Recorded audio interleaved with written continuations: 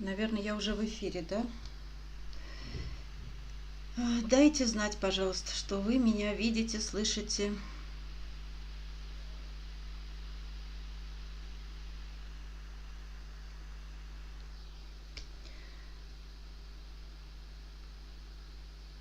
Угу. Так, друзья, значит, вы меня видите и слышите. Скажите, пожалуйста, слышно меня хорошо? А то иногда не слышно, и я потом только узнаю.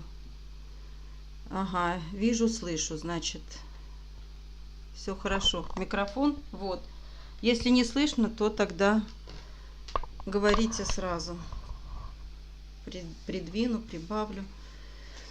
Хорошо, хорошо. Так, как нас много или как нас мало? Кто мне скажет? Ждем, не ждем? Кто-то еще должен подойти?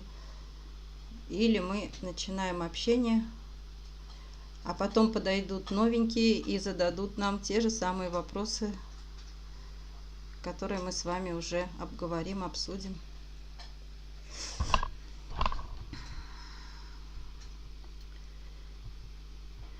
Так, всем здравствуйте, кто с нами уже присоединился, друзья. Прошлый стрим был у нас, помню я, в конце декабря, да? Прошло уже почти, да не почти, а 1,5 месяца. За 1,5 месяца большая проделана работа. Вот. Угу. Все, я вижу, что все подключилось. Ага.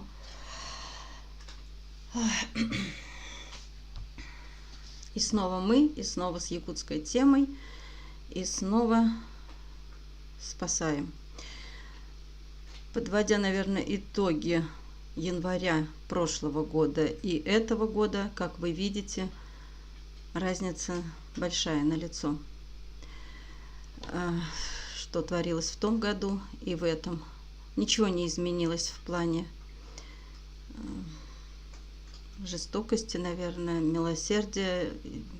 Вообще все то же самое. Все то же самое, только по-другому это все происходило. В прошлом январе хотя бы не было бруцеллеза ложного, да? Там просто калашмятили. А в этом году они решили, ну, как-то вот все-таки не обходить закон и убивать новым способом, не обходя закон, вот так вот хитро, да? Ну, мы все это видим, наблюдаем, и поэтому, конечно, сократилось в разы количество, что-то в глаз попало, количество спасений. Но, тем не менее, мы же не останавливались ни разу, никогда. Что хочу сказать о наших спасениях. Мы все равно спасали по максимуму. Ну, начиная, скажем так, летом у нас была некая пауза, вы помните. А потом с сентября-октября снова пошла волна спасений. Самое большее спасение это у нас падали на ноябрь-декабрь. И хочу отметить, что и с вашей стороны тоже была большая активность. Конечно, это здорово, это вдохновляло, вселяло какой-то оптимизм, что мы снова вместе, в строю, в бою, и так будет продолжаться. Но все-таки хочу сказать, что спад и в вашем настроении я отмечаю тоже. Как ни печально. И здесь у меня происходит такой вот, знаете, раздрай. Потому что спасали вроде бы вместе с вами. И вы помните, это было на пике вот этой волны с бруцеллезом. Она началась, эта эпопея, с 18, по-моему, ноября. Потом были какие-то жалкие потуги. И, ну, в общем-то, несмотря ни на что, не было такой остановки. Так, все, стоп, и никаких, да, такого не было. Вот. С нами сейчас общаются, и меня слушают и слышат не только доброжелатели, как вы понимаете, да?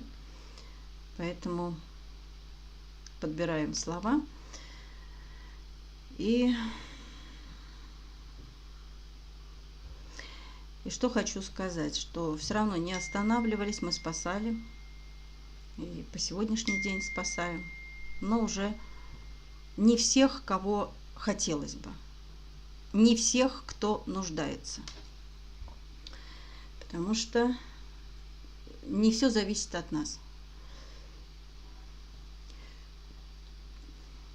Но мы очень сильно стараемся. Здравствуйте всем, кто присоединился только что. Мы стараемся, мы спасаем. И вы знаете, еще не весна и еще не лето. Тем более не лето. Кто-нибудь может мне сказать, почему спад? Почему спад в настроении? Вот мне первый ответ приходит на ум. Это вы устали.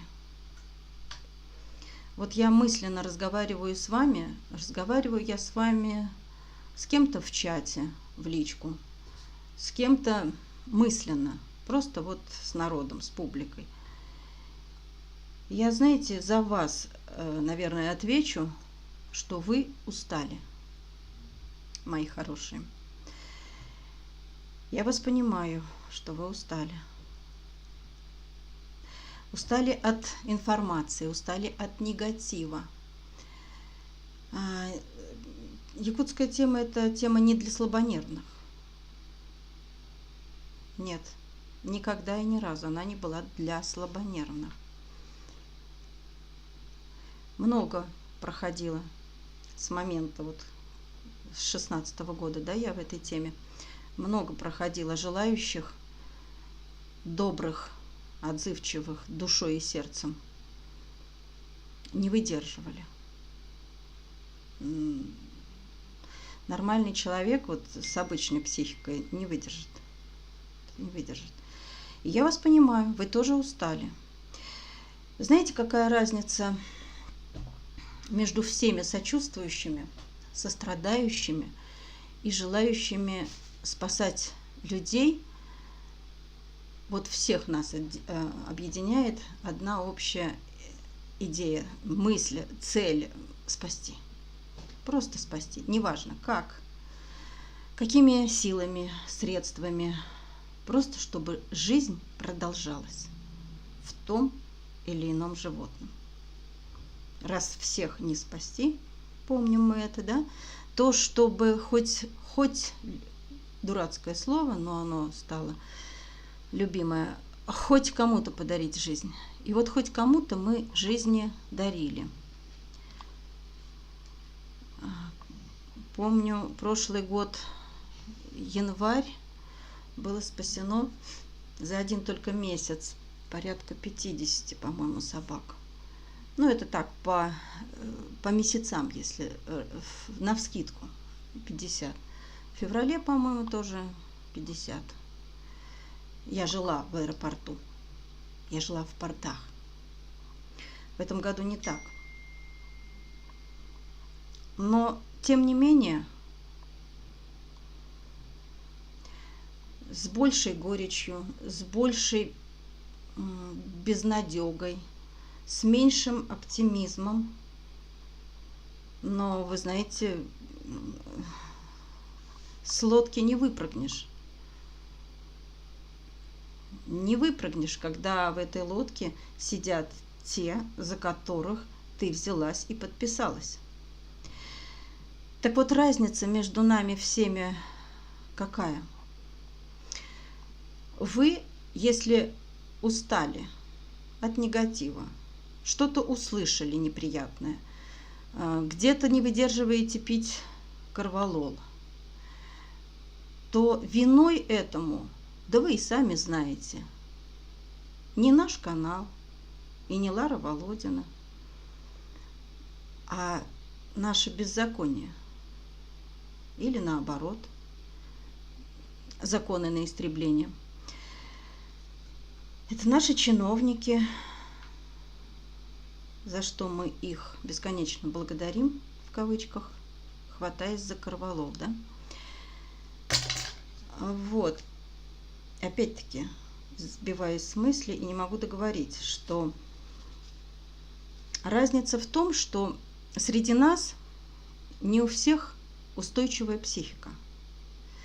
Кому-то надо очень самую малость, какое-то слово, интерпретация в его сознании какая-то своя, и все.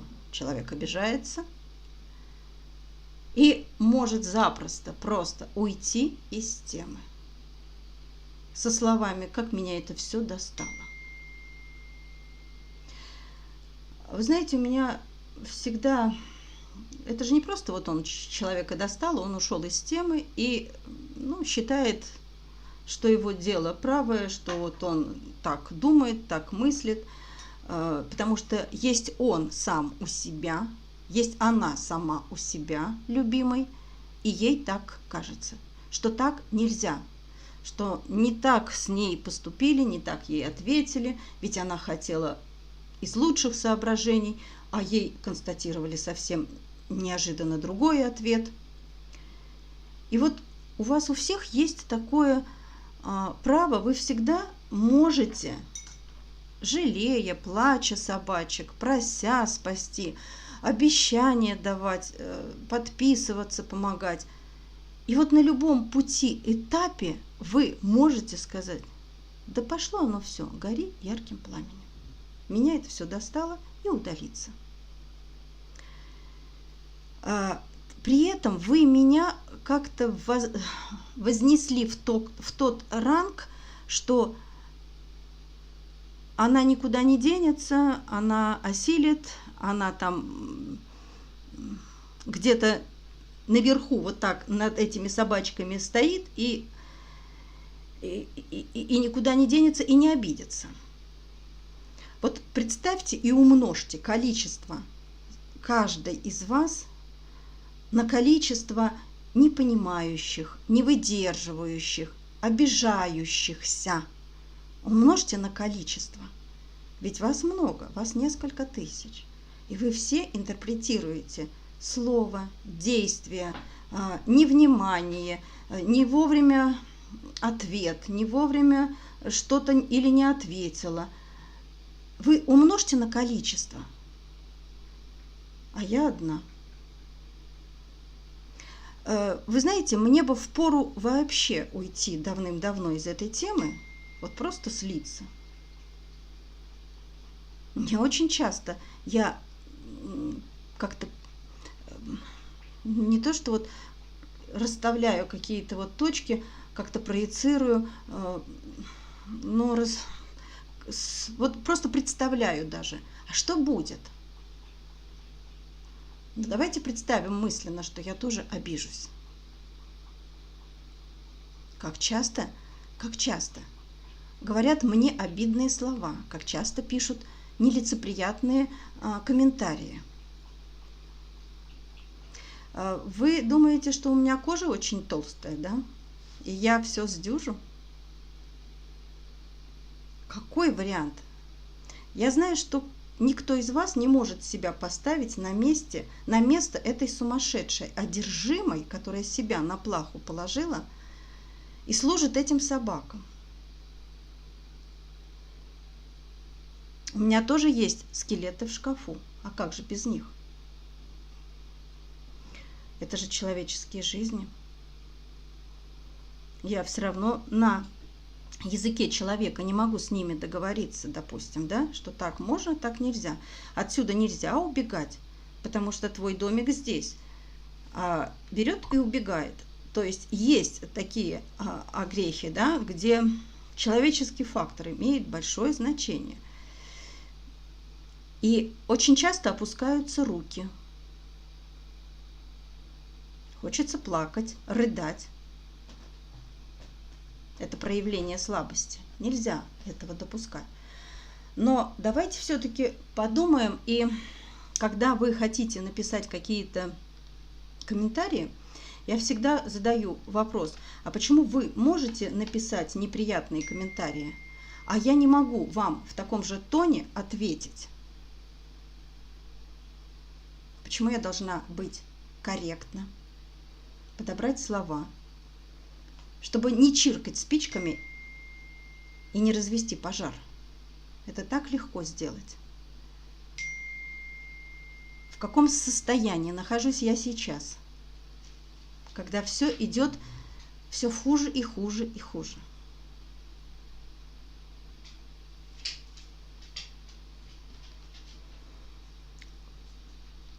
С каким сердцем, в каком настроении я просыпаюсь утром? Самое тяжелое время суток в моей жизни – это просыпание утром. Днем я как-то расхожусь. Звонки, дела, это сделала, тут не сделала, тут отложила. Как-то забегаешься, закружишься, как-то потом плюхнешься наотмашь без сознания. А утро – это самое тяжелое. Ты просыпаешься и думаешь, у тебя 220 хвостов, и ты в ответе за них. Вчера на тебя обиделась одна милая женщина, другой добрый человек. И главное, без суда и следствия, без каких-то там, ну, может быть, это и хорошо. Разговаривать о пустом – это невозможно. И что-то все там поменялось. Что тут поменялось? 6 окон появилось. Наверное, я просто сейчас решила начать наше общение о наболевшем. И потому что от раза к разу как-то думаешь, ладно, проглочу, ну ладно, все равно все терпимо, ну как-нибудь прорвусь, тут проглотишь, там проглотишь, а потом думаешь, а ведь это же все копится. На тебя продолжают и лить, и говорить, и высказываться, а ты так все молчишь, как это... Фу.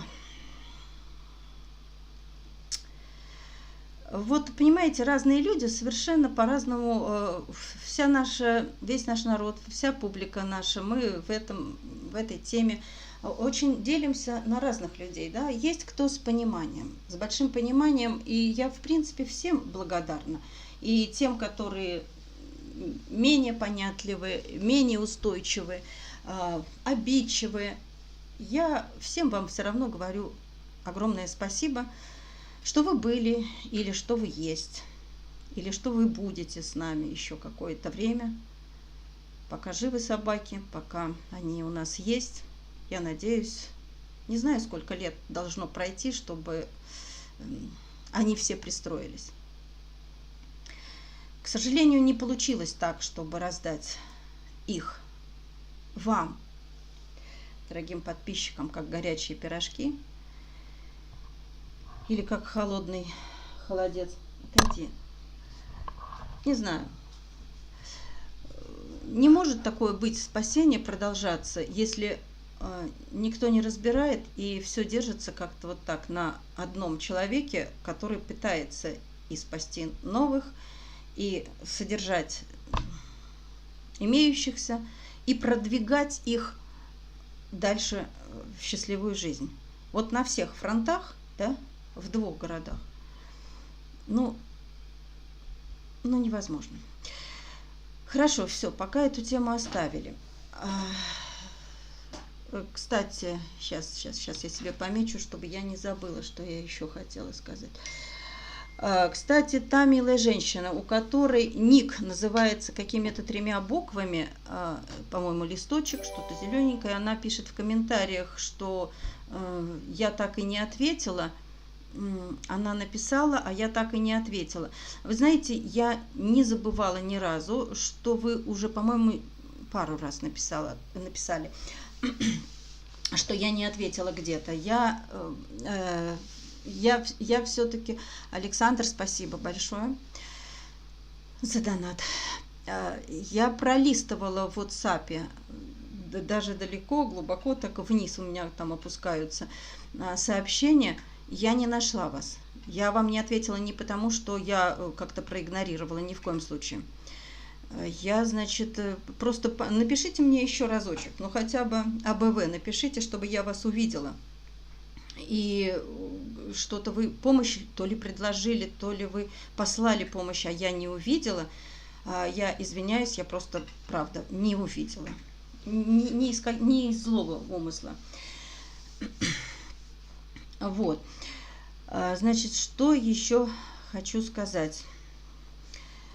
Значит, в январе месяце, вот как раз в зимние каникулы новогодние, мы, ну, кто-то видел, кто-то не видел, мы отметили так несколько новичков, прибавившихся к теме зоозащиты в виде кураторства. Я хочу поздравить их с таким добрым делом. Первый такой вот у них был посыл и с почином, и вообще поблагодарить, да, это Марию, Ольгу, Веру, ну, знаю, что там еще есть Юля, Аня, то есть вот девочки, которые оказались в этой теме в качестве кураторов и спасений и вывозов, ну, вот как раз в новогодние каникулы. Раньше они были в теме, но они не так активно не спасали, да, точнее, не пробовали вот так руками и ногами. Я видела, как они бились, как рыба об лед, как это было тяжело. Они взялись за самую уязвимую категорию, это за щенков. Вы, наверное, отметили, что я спасаю в основном. Нет, я спасаю разных, да? В основном, конечно, больших и в основном двориков. А так, в принципе, всех.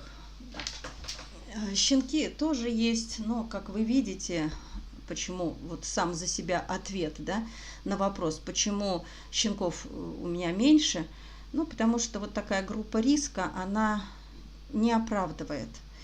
Ваши деньги, они, мне всегда хочется, чтобы были на спасение, на продолжение жизни. А щенки это такая... Они очень сладкие, они очень милые, их очень жалко. И естественно, что для меня они такие же маленькие дети, которым хочется подарить шанс. Но что хочу сказать. Как вы сами видите, мы не сильны в спасении этих щенков. И самая первая причина в чем?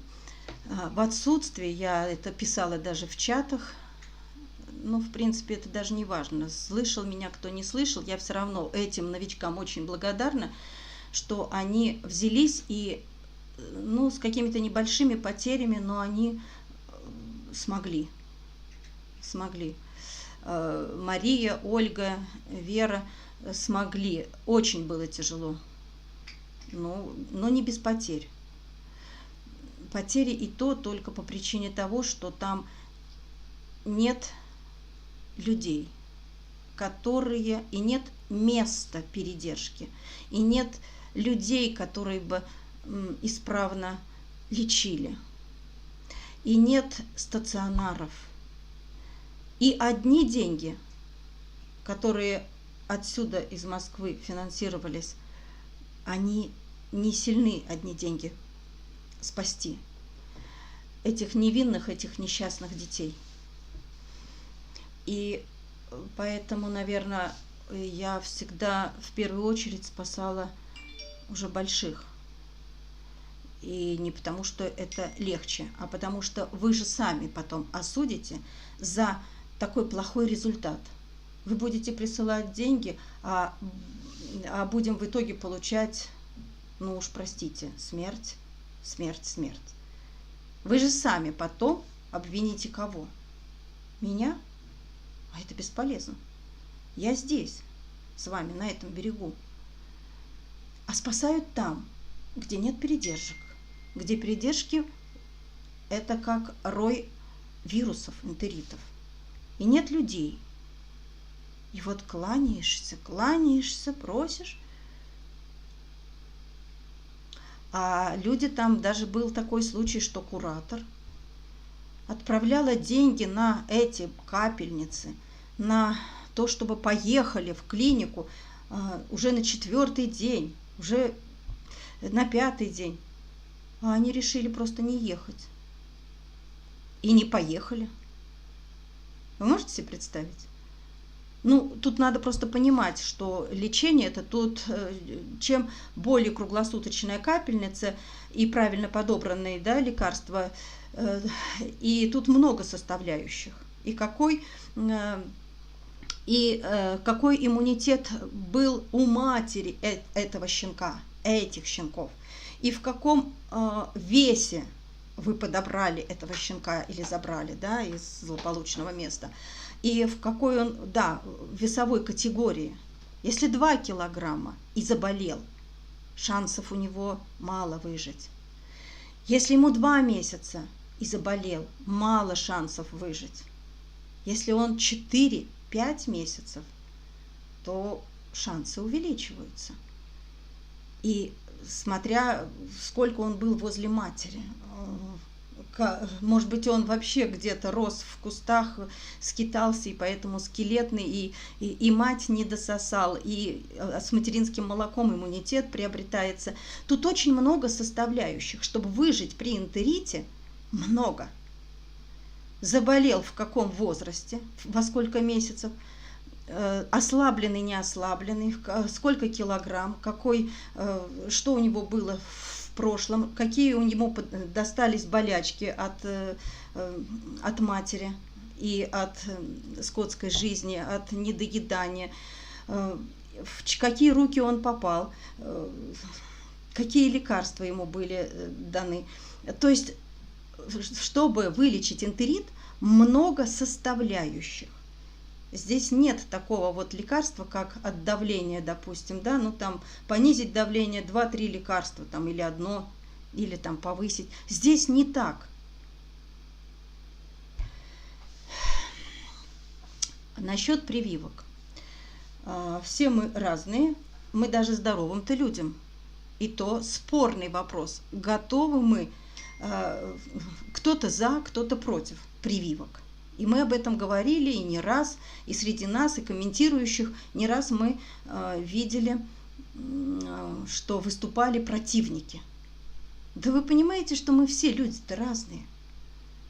Кто-то рассуждает только, кто-то имеет у своих ног 2, 3, 5, 10 собачек там, да, или в своем огороде, и судит по ним, и хвастается, что на моем огороде там, да я никогда не ставлю прививки, да слава Богу. Да слава Богу.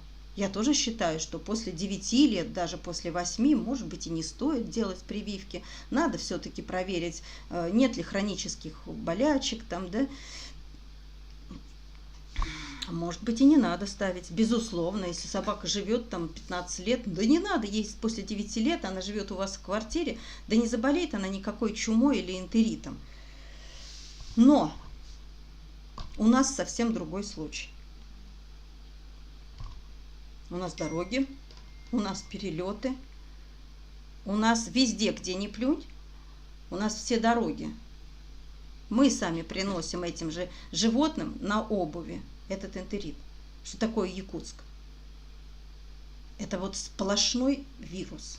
Вот что такое Якутск? Вот я в последнее время прихожу к выводу, что вот там они ходят по этим вирусам. Для меня Якутск это вот такая преисподня, где никогда ничто не обрабатывается, не дезинфицируется. Вот они брезгливо, да, вроде как относятся к собакам, но это для них так грязно, да. Ну так о чем можно говорить? Чтобы сделать чисто, надо дезинфицировать. Никогда за все месяцы наших писанин по всей инстанции я все равно никогда не видела, чтобы кричащими буквами СОС писали, требовали, ну не то, что подсказывали, это что-то мягкое. Ну кто-нибудь напишет вот на плакатах, где дезинфекция. Мы приходим в клинике ветеринарные со своим животным. Нам что говорят? Подождите, сейчас обработаем. Вот они там спиртом или какими-то средствами стол обрабатывают, да? Кто очень жалеет маленького своего кутенка, так на руках несет, чтобы только ногами не ступал он на полу, там, где прошлась, может быть, больная собачка. Это же рассадник все равно каких-то и больных. Это везде так. Мы ходим сами, люди, в клинике. Люди ходят в клинике, но после людей как-то все равно дезинфицируют, да, какие-то салфетки стелят, если вас на лежанку какую-то положили. Ну, это же не просто сплошное месиво, но животные, они должны после каждого дезинфицироваться. Я этого там не вижу. Ну, когда вот там десятками хоронят, да, так сжигают, так убирают, и в эти же вольеры сажают новых от домашних собак. Маленькие, хорошенькие, месячные хасеныши. Вот просто кукленыши, это здоровые-прездоровые. И вот так вот брать их, и вот так в рассадник, в бочку, ну, как в рассадник, я не знаю, это вот, это бочка, вот это вот вольеры эти, да. Так, Тоша, не дерись. И кидают, и кидают. И каждый день приносят домашних животных, приносят, да. Мы сейчас уже не говорим, что там это нормально, это норма. Все домашние собаки рожают щеночков, и их всех хорошеньких, миленьких, толстеньких, красивеньких, палевых, песочных, замечательных, голубоглазых. Можно сойти с ума от красоты. У меня дыхание спирает, у меня слюни текут от этой красоты, от всего, и как же я их люблю. И знаете, я просто понимаю, что вот в коробке привезли, и они сейчас посадят, опять-таки, любители, ну, как не то, что любители, но вроде как они олицетворяют, как местные жители считают, что там правят волонтеры. Да нет, конечно, это не так. Но они олицетворяют, что они вроде как на стороне защиты животных. Это хуже всего. Знаете? Это когда ты и не волонтер, ты не защищаешь, но ты не называешься живодером. Это прикрытие такое. Это к тебе вроде обращаешься как к человеку, с которым ты на одном языке, а ты не понимаешь, что, в общем-то, внутри-то живодер сидит. Потому что ни один нормальный человек, вот там, где сейчас умерли животные, и каждый день, и каждый час умирают, да, там, где скопление животных, даже если бы там были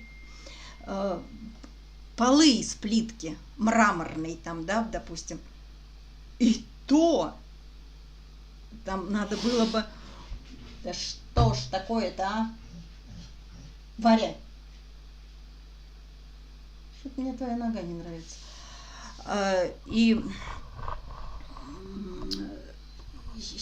И то там надо было бы постоянно дезинфицировать. Но когда в вольере там 30, 50, 70 животных, и вот они умирают, и ты новых так туда пихаешь. А потом кто-то, новенькие, одержимые, берут, их вытаскивают, и обязательно должны пройти по кругу ада. Они должны поехать в клинику, поехать в клинику. Там им скажут, что ну пока нет, все у вас хорошо, энтерита нет. Да потому что он с верхнего там участка еще не спустился в нижний участок, там, где берут мазок, и он туда еще не спустился, и поэтому вирус пока не показал положительный. Он покажет через 3-4 дня. Но в это время по какой-то новой методике, я не знаю, откуда это взялось, в последнее время врачи решили ставить прививки собакам, щенкам, которые заболеют завтра. Они заболеют обязательно, потому что они побывали в этой бочке с вирусами. Они просто, у них посильнее иммунка, поэтому они заболеют. Кто-то на 4-й день, кто-то на 7-й. Заболеют обязательно. И они ставят прививки. Вы знаете, они как это комментируют, что если даже заболеет, то в нем уже будет сидеть будут эти антитела, правильно я называю или нет, тела или антитела будут сидеть, и вирус, они легче перенесут заболевание, потому что у них уже начнется привыкание, какая-то работа в организме, и если вот эта прививка встретится в организме с этим вирусом, который сейчас расцветет, то эти щенки легче перенесут заболевание. Вот чтобы вы меня поняли, я просто вам своими словами пересказала, почему новое веяние, почему стали ставить прививки вот таким щенкам, которые не откарантиненные, а берут и ставят прививки. Я с этим не согласна. Я много разных слышала мнений, да и в Москве тоже встречала даже пару врачей, которые говорят, в приюте, кстати, это было, и они даже утверждают, что да, если выдерживать вот этот карантин, то обязательно начнется энтерит. Уберечься от него невозможно, особенно где большое скопление животных, энтерит будет. Алло. Да.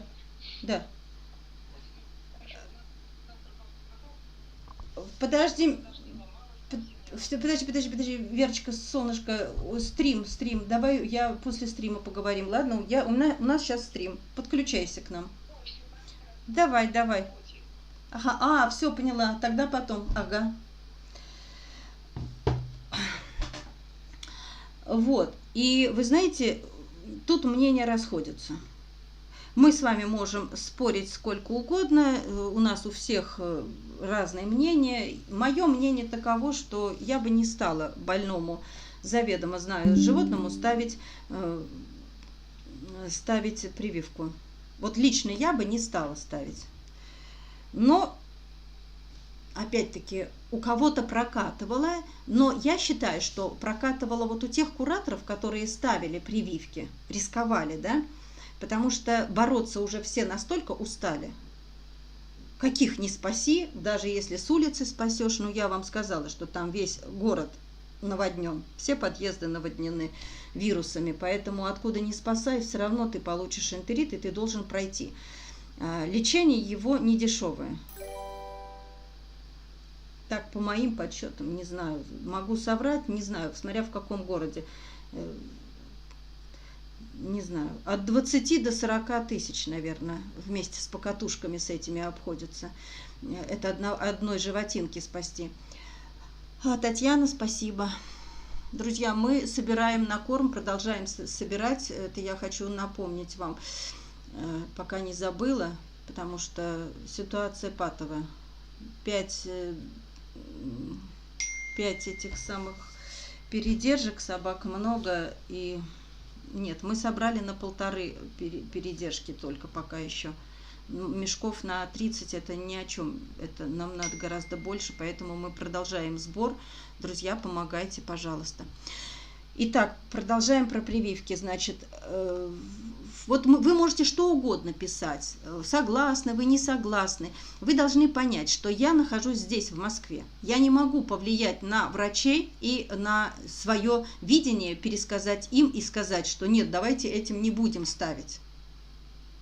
Во-первых, у меня никто не спросит. А уж Москва, если там она что-то советует или рекомендует, или просит какую-то свою схему, пошлют так далеко, откуда не вернешься никогда. И скажут, знаешь что, вот у себя там лечи кого как угодно и как хочешь. А повлиять, вы же сами знаете, врачи, даже если вы придете в своем городе, и что, вы думаете, что вас послушают? Если вы будете мнение какого-то там врача из другой клиники пересказывать, вы думаете, что вас разве не пошлют и не скажут? Ну, иди тогда к этому врачу, которого ты цитируешь здесь. Согласитесь, ведь это так везде. Поэтому говорить, что мы из Москвы пролопочем им там что-то. Я пыталась какие-то там лекарства сказать, пожалуйста, только умоляю, не надо, не надо. У меня, да, у щенков и была остановка сердца, и все. Они будут доказывать свое, и никогда ты им не докажешь. С чего это вы взяли? Хватит говорить ерунду. Так же и с прививками. И я хочу сказать, что у кого-то прокатывало, что привитый щенок заболевал энтеритом, и он лучше переносил и выздоравливал. Такие случаи, да, есть, были. Сейчас я за таким случаем одним наблюдаю. Но, опять-таки, много составляющих, смотря в каком весе ставили животному, да. От 4 месяцев и дальше легче перенести. И с прививкой, и без прививки легче перенести заболевание. В 2 месяца шанс выжить 1%, ну 10%. Поэтому вы можете свое что-то говорить, писать, отписывать, возмущаться там, да, или считать, что как будто бы мы, вы знаете, но мы все-таки не врачи, да, мы спасатели. МЧС собачьи. Поэтому повлиять на то. И не думайте, что если там больному животному поставили прививку, то это ни в коем случае не я просила. Ни в коем случае, ну, может быть, какие-то кураторы соглашались. Я нет, я бы не согласилась. А тем более, знаете, еще такая разница во времени, она имеет место быть. У нас 3 часа ночи. Хочешь ты или не хочешь, спишь ты или круглосуточно спасаешь. Но, знаете, в 3-4 часа ночи все-таки падает любой человек. Я тоже, знаете, валюсь с ног в 3-4 часа ночи. А у них 10 утра. У них уже все проснулись, на капельницу побежали. И когда ты спишь, там животному ставят то, что поставили. А ты потом уже только просыпаясь, узнаешь, что поставили, и как облапошенная. А зачем? А кто просил? Ну, врачи сказали, потому что это лучше. Это лучше, и вообще просто жалко ваших животных за то, что вы не поставили им сразу прививки. Как по рукам надавали, и ты даже... И опять тут посоветуешься, там посоветуешься, опять вспомнишь их вес мизерный, какие они жалкие, какие глазенки, а может быть правильно, нет, неправильно. В общем, вот так вот мы и живем. И здесь надо делать выводы уже. Все равно спасаем с надеждой, что, может быть, прокатит, пронесет. И вы знаете, да, вот сейчас спасли и Ольга с Верой тоже вот спасли. Положительные анализы, но вы знаете, хорошо переносят и кушают, и не рвет их, и положительные анализы, что плохо. Но знаете как, почему живет и почему нет вот этой симптоматики? Да потому что возраст 4-5 месяцев. Вот 4-5 месяцев есть шансы, и при положительном вирусе прорвутся. И у меня голубоглаз сейчас тоже вот приехал, да, вот неделю. Я с ужасом только думала, пронесет, не пронесет. Или сейчас мне врачи скажут, что все, лежит тряпочкой, все, сейчас начнется. Это как с ежей, с самоедом было, да, вовремя схватилась. То есть, спасая животного, спасая щенка, ты понимаешь, что ты теряешь покой круглосуточный. Если с большой собакой ты спасаешь и только думаешь, так, пассажир, билеты на дорогу, билеты на передержку, так, где рассадить, где сама передержка, у тебя там круговорот других мыслей. Но со щенками только вот трясучка. Когда начнется? Когда начнется? Когда начнется все выливаться из него. И нет покоя. Так что вот так. От бешенства вы ставите, да? Ну, если вы живете, конечно, там, где кругом леса, там, где леса и бегают там лисы, то, наверное, конечно, да. Ставить надо и бешенство тоже. Но бешенство, мне кажется, помогает не обязательно каждый год ставить, да? Где-то в других странах ставят 1 раз в 3 года. Но, возможно, там нет таких лис и нет таких лесов, как у нас. Все очень индивидуально, скажем так. Ничего не добьешься с убеждением, в основном ортодоксы. Да, у меня по-разному бывает. 10, 8, сейчас 7 кошек, собака, хулиганка. Так, что-то я хотела еще сказать, наверное, да? Так, нет, сказала я и про женщину обиженную, которой я не ответила, сказала, и про прививки мнение раздваивается, и на нас никто, нашего согласия никто даже не спросит. Так, по наитию плывем просто, да? Да, новичков я очень, девочки, вас благодарю. Вы действительно молодцы, самоотверженные, но вот вы единицы. Я вас только очень прошу, доведите до конца, до пристройства этих животинок, потому что часть уже вывезли, часть еще остаются. Вам очень тяжело, и то, что я вам говорила, и еще раз повторюсь, но вы, несмотря ни на что, все равно не побоялись трудностей. А трудность самая большая там, это в отсутствии, где передержать и чьими руками лечить. И быть готовыми к тому, что ваши рекомендации и советы не будут услышаны. А если будете советовать, то бросят трубку, и вы, как оплеванные, вроде хотели как лучше, но как лучше не получилось. И вы, несмотря на это, пошли напролом.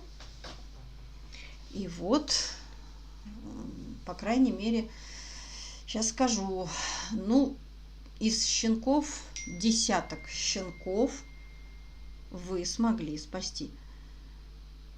Это здорово, это здорово. Вот. Те, которые советуют или подозревают, наверное, они догадаются, о ком я говорю. Я хочу сказать, не занимайтесь ерундистикой. Лучше бы ваши все слова, мысли, посылы, какой-то шантаж или какой-то заговор. Вы лучше с пользой обратите на что-то конструктивное и подарите кому-нибудь жизнь. А потом расскажете всем нам, с чем вы столкнулись и каково вам было проходить через такой строй. Что-то вот у меня прямо, знаете, картинка какая-то вот гестаповская рисуется. Вот когда узники за решеткой стоят, и вот эти в сапогах такие вот проходят, и вот только палкой раздают какие-то там оплеухи, указания, рявкают что-то.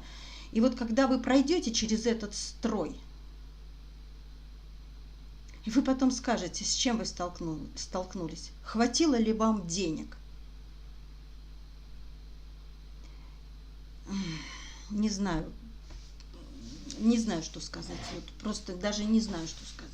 Или, допустим, там щенка, который веселый, прыгающий, ему хочется прыгать. Конечно, он где-то что-то разнесет, ну, потому что он еще и кушать хочет. А его берут и привязывают к батарее и требуют послушания, повиновения. А он играть хочет. Можно что угодно говорить, просить, умолять, мешок корма принести, чтобы его только пшеном не кормили пустым, от которого он с ума сходит. Сколько там всего надо охватить. Девочки не спали, я вам скажу, ночами. Вот я слышала, что они ложились, кто-то в 6 утра ложился. Вот чтобы не упустить ничего, а забрать отсюда, где плохо относятся, перевести в другое место, а это место другое надо найти, а потом кто же из этого места повезет в клинику, и вот этот кошмар, они это все прошли.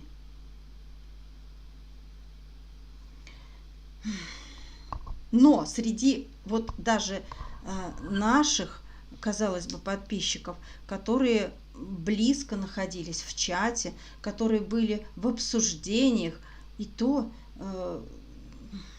есть там 1-2 не понимающих, осуждающих, подозревающих в какой-то там нечистоплотности.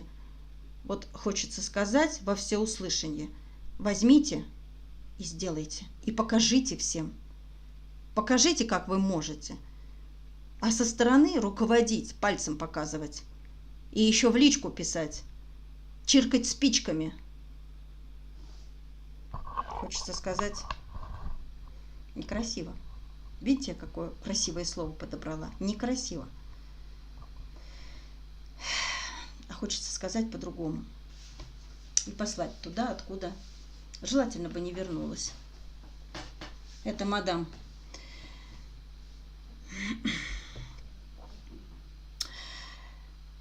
Ой, так. Германия, Крым, Сибирь. Бешенство бесплатно. Да, бешенство бесплатно. И у нас тоже бесплатно. И, в общем-то,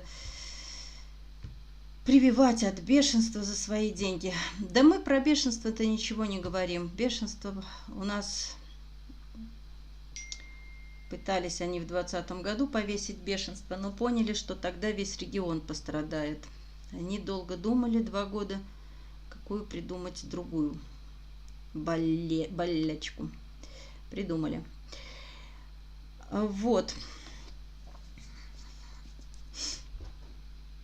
Так, друзья, что мы с вами не обсудили? Что-то же я ведь еще хотела сказать, наверное.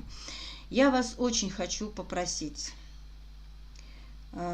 Чаще не получается у нас выходить в эфир, стримы. Да если бы они еще как-то что-то нам давали, я потому что думаю, что я вам ничего нового-то и не говорю. Вы все это видите по роликам, даже по сдержанным роликам в наше время сейчас. Да, последнее время у нас с задержками ролики выходили, порой там даже 1 раз в неделю. Но это, вы знаете, еще не просто так. Это не просто так, потому что я в частности, я вам говорила, что я тоже не железная, но выходить вот с каким настроением, монтировать ролики, давать материал для монтажа. Вы знаете, у меня тоже ведь опускаются руки. Я тоже нахожусь в депрессивном состоянии, хоть я и борюсь, но я об этом говорю открыто. Я, понимаете, не как на шарнирах такой, знаете, весельчак, прыгающая, спасающая ни во что, знаете, и качу там эти каталки, да, в порту. Да нет, на все, вот у всего есть какой-то резерв, заканчивается он. Когда есть какое-то светлое такое оптимистичное завершение, да, там, допустим, построили бы приют, или, ну мы видим прекрасно, что творится в мире, да? И поэтому это все отнимает только силы, потому что вот душевные силы мне советуют, желают тут вот, да. Я, конечно, вам благодарна за поддержку словесную, но негде черпать подпитку, негде черпать. Пристроенные собачки — это здорово, но я смотрю на них глазами тех, кого мы не спасем. Я очень даже смотрю на пристроенных не своими глазами, понимаете, а глазами умирающих.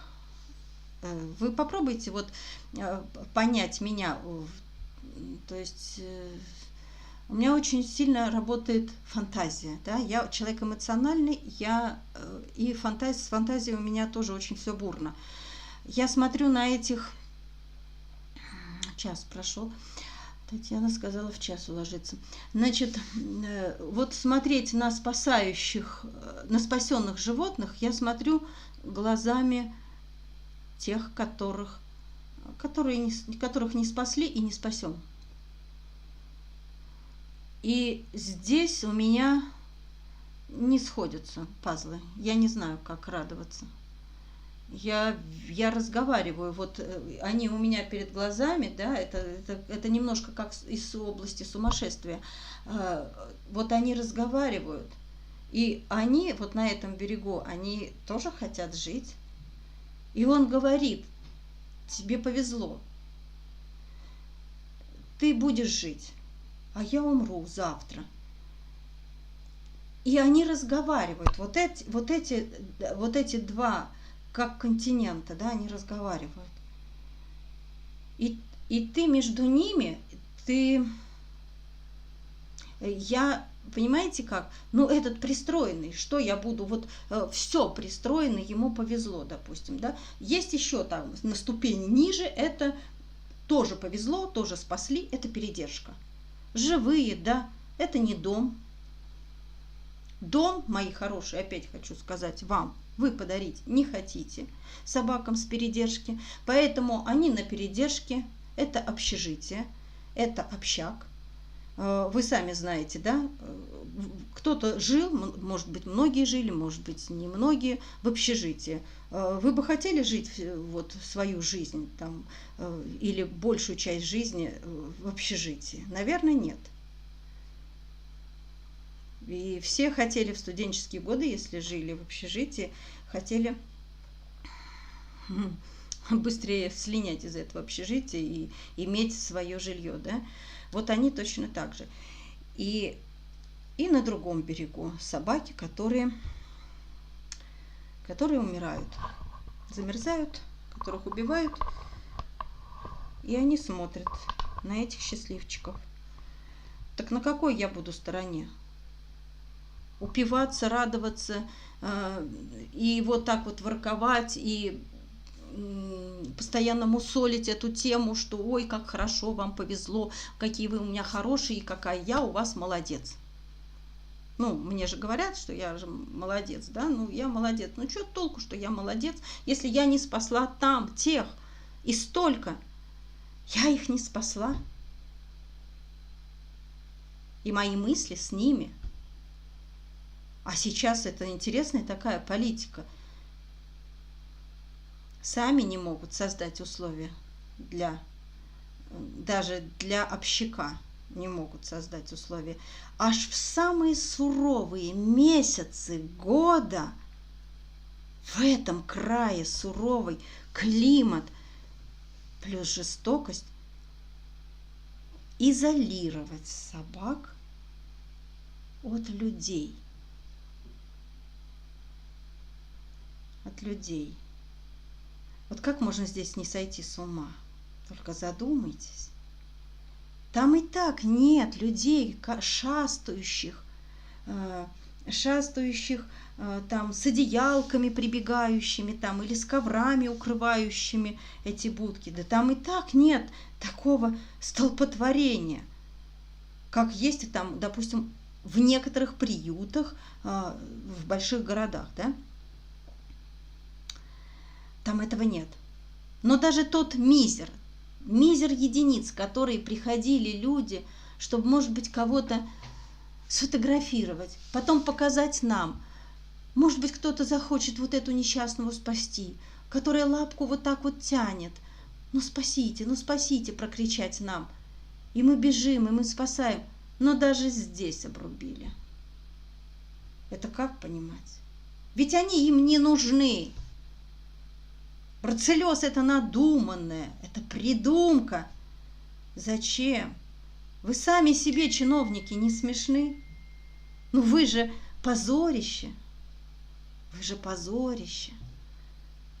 А вас же потом скажут, когда все это откроется, а это обязательно откроется.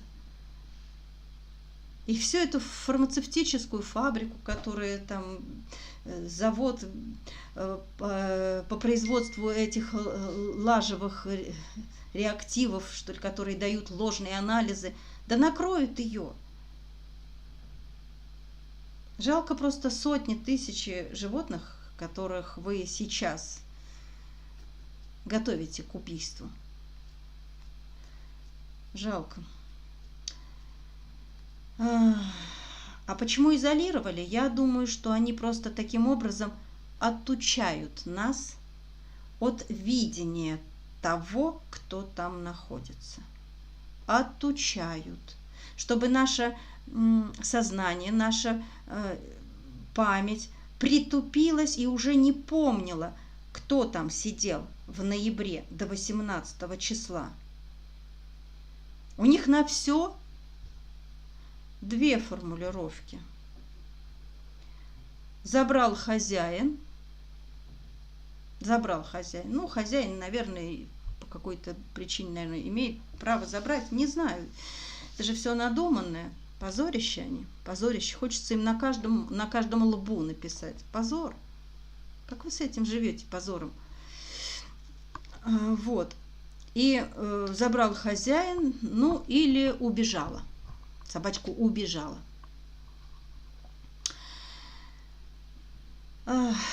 Вот, собачка убежала. Ну, в общем-то, я представляю, как они в трупную заходят, где горы трупов. Я даже не представляю, как они потом живут, домой идут. И еще они кушают. Вау. И не поперхнуться.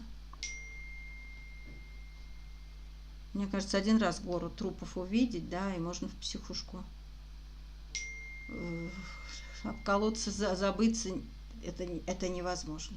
Это невозможно. Но это надо, конечно, с этим родиться, это надо очень сильно ненавидеть. Я даже, представьте, вот что вы в своей жизни очень сильно ненавидите. Вот что? Ну, может быть, крыс. Ну, не знаю, что вы в жизни такое ненавидите, чтобы вы могли проекцию на себя сделать, чтобы вам хотелось, вот, чтобы что-то истребить. Ну, не знаю, что-то с фашистами может быть связано, может, с крысами связано, ну, что-то с очень недобрым, что-то вот, я не знаю. А у них этим объектом являются собаки, которые в наших руках, ни одной нет дебильной, ни одной нет кусачей, ни одной злой. Нет, ну если у вас действительно какие-то есть собаки очень злые, да, вот с такими вот какими-то зубами там, да, ну вы на них сосредоточьтесь. В конце-то концов, да, вот я всегда рассуждаю, ну вы сосредоточьтесь хотя бы на злых. Так.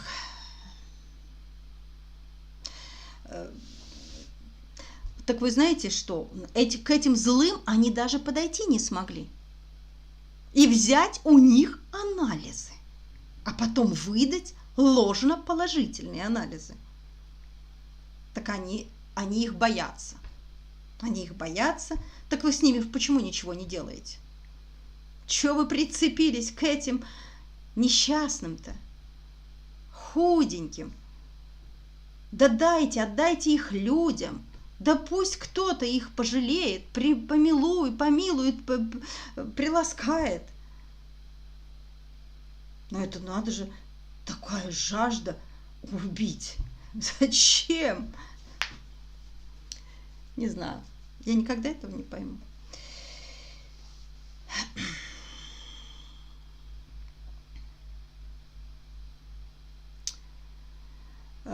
Нет, я контролирую. Почему? Что я такого сказала? Я, во-первых, никого не назвала каким-то нелицеприятным словом. Я не сказала матерного слова. Я ничего не сказала. Все замечательно, но я не могу, понимаете, как пескарь. Жил, дрожал и умирал, дрожал, да? Это что? Это как? Ну, правду-то надо же говорить все-таки. Ну, в принципе, очень многие у нас живут в ракушке. Я могу только одно сказать. Отдайте, я никогда не выступаю, там, и в политике я не участвую, да? Я говорю одно, что отдайте собак, которые вам не нужны. Много же людей желает спасать.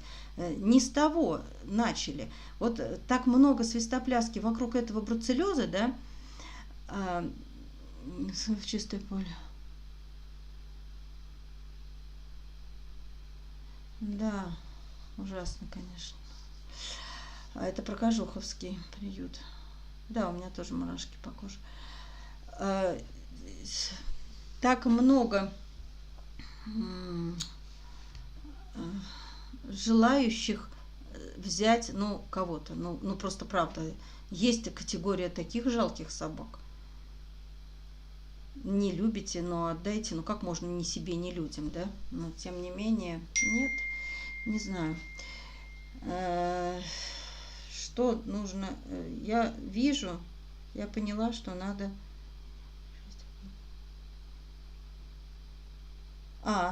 Старкая лапка. Поняла. Смотрите, Кристина, спасибо за донат. 500 рублей вижу, да, пришли, спасибо. Вопрос. Так, смотрите, я, может, пропустила, да, вопрос. Я сейчас, по-моему, много очень сказала, что чиновники нам чинят препятствия, да?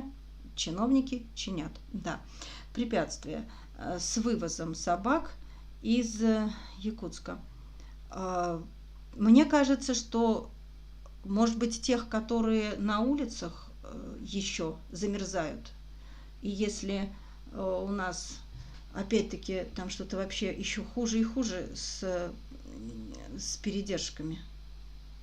Вы знаете, как-то очень что-то совсем очень плохо. Я даже не знаю, где их передерживать, пока мы ищем возможность перевести, то нам негде передержать. Опять-таки человеческий фактор. Большая проблема в этом городе – это вот рассадник, да, вирусов, жестокости. Туда нет доступа у нас в ППЖ, чтобы выбрать хоть кого-то из несчастных, а если мы выберем, то нам не дают их вывозить. Но если у нас есть остаточные животные, опять-таки я вам просто хочу сказать, но если вы нам поможете их вывести, то вы просто реагируете. И я очень прошу, понимайте нас с полуслова. без лишних как бы слов, да, и комментариев. Сами же говорите, не надо все говорить. Вот я вам и говорю, вы иногда говорите, а вы не рассказываете, вы только спасаете. Хорошо, мы будем спасать, кого сможем, кого успеем. Но вы нас услышите с полуслова. Мы покажем вам потом. Но вы реагируете, вы помогаете. Вы же видите, что творится. Сейчас все стало дороже, чтобы эти все справки собрать. Оплатить услуги, но никто не делает, абсолютно никто не делает ничего бесплатно. Хотят, допустим, даже спасения, да, но при этом не берите деньги, не собирайте деньги. Абсолютно. Вот знаете, я вам сразу говорю, моя мечта, чтобы вы разбирали, а мы только вот соберем на дорожку, да, разово, точечно мы соберем на дорожку, а дальше собачка поехала в семью. И не нужны деньги больше, чем на дорогу. Вот давайте с вами так договоримся. На дорогу разово собираем каждой собаке. Но давайте вы будете этих собак забирать себе домой. Вы знаете, так много нас, несколько тысяч.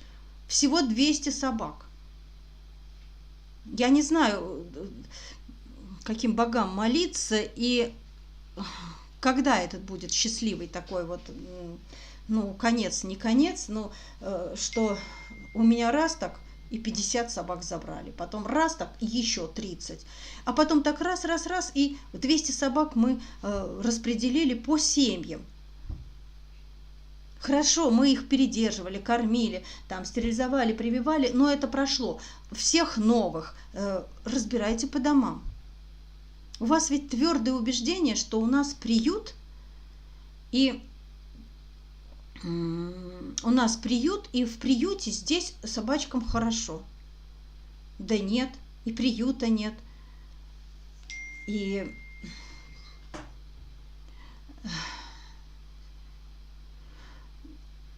Но в других чатах я озвучиваю имя это. Да. От некоторых фамилий просто в ступор впадает, и, вы знаете, челюсть вот так вот сводит, и... Ой. Разберите этих животных, чтобы мы могли спасти новых. Ну, нельзя же так, ну что это такое? Мы здесь, они уже пришли в норму, у них все хорошо. Ну, разберите, а мы лучше, ну, пусть точечно, но кого-то бы спасли еще. Вы знаете, вот недавно самолет прилетели, ну, голубоглазку сразу в стационар положила, у нее было парво положительное, чувствовала себя более-менее нормальной, долг еще до сих пор так и не погасила. И смотрите, что хотела сказать, анализы только оплатила, Ольга помогла, да, а все остальное нет. И знаете еще что? А 2 кобеля мне некуда было их деть. Водитель просто вот, встретив их в 11 или в 11-12 дня, он до 10 ночи не знал, куда их везти. Не то, что он не знал, он ждал от меня. Я говорю, давай на восток, может быть, там, может быть, Лена разместит. Но они никак не сошлись. Ну, потому что 2 кобеля, это естественно. После стрессовой дороги в одно замкнутое пространство посадили. Один веселый хочет играть, а другой мудрый и такой мордатый. Ты что от меня хочешь? А я хочу играть и на тебя прыгать. Да пошел ты, я тебе зубы покажу. Они классные сами по себе ребята, но они не хотят жить вместе. И оставляют одного кобеля, а второго куда? А уже темно, а уже ночь.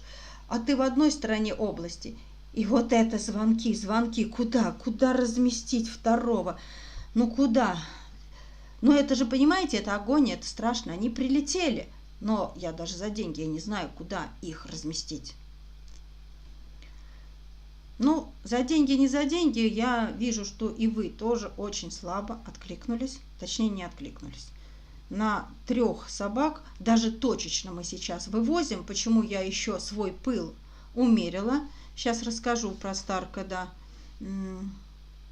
Скажите, пожалуйста, он уже в Эстонии. Сейчас про Старка расскажу.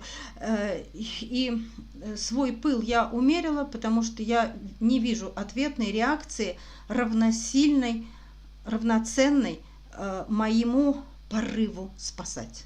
Равноценной. Я не вижу. Потому что и вообще даже, ну куда? У меня перебор с кобелями. Все-таки в предпочтении всегда девочки.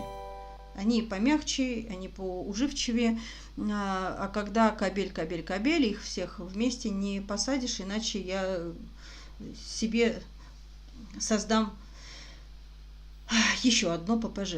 Этого допустить нельзя. Поэтому и катались, вот так и катались. Людмила, 10 евро донат, спасибо большое.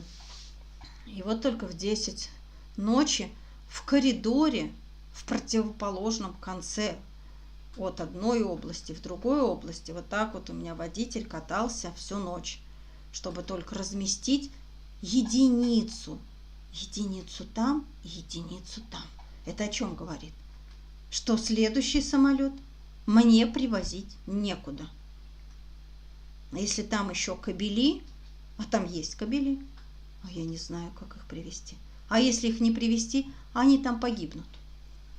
И на передержке погибнут.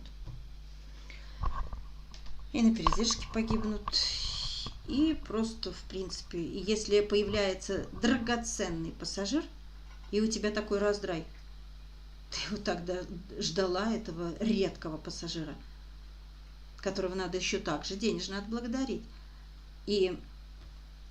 А тебе и некуда везти. Ну, потому что, опять-таки, да, видите, как это самая балалайка? Да потому что вы не разбираете, и места не освобождаются. И я как бы сама с собой. Вы заказываете, значит, музыку, да, спасай, Лара, ты будешь еще вывозить из Якутска? А я есть кого спасти. Денежек нету и негде разместить. А сейчас наклевывается 2 пассажира. И как вы думаете? О чем я думаю? Каково мое состояние? Сейчас, если пропустим этих пассажиров, а следующие будут в марте, если будут, а может быть и вообще не дадут вывести. И если... Ну, они тогда просто там погибают. Вроде как спасенные наполовину, они там просто погибнут. Просто я все вам не могу рассказать, как они там гибнут, даже спасенные, да? Но вы должны по умолчанию так понимать, что я имею в виду. Потому что если я скажу, то я кого-то обижу. А мне бы не хотелось. Потому что если спасаешь быстро и вовремя, то тебе эти люди пригодятся еще в деле спасения. А если ты расслабилась, если у тебя нет денежек, тебе некуда вывести, не отреагировал народ, не помог тебе вовремя, не собрал тебе на этот самолет и на передержку, и не стали люди тебе финкураторами, то... А тогда куда ты везешь? А это уже называется, Ларочка, ты с головой не дружишь. Даже если вы будете хлопать в ладоши, кричать «Браво, молодец, Лара! Вывози, вывози!», я вам все равно скажу, что это называется не дружба с головой. Потому что Лара одна в поле не воин, во-первых, да, и во-вторых, и в-третьих. И дело спасения, оно у нас бесплатно никак не строится. И деньги эти нужны собакам, не мне. Мне они вообще не нужны. Я мечтаю, разберите собак. И не нужно ни 1 рубля, кроме как на дорогу. Купим билет, покажем вам этот билет. Все, и поехал в семью. И на этом счастье будет. И еще 10, еще 20, 10, 5, Ну вы разбирайте.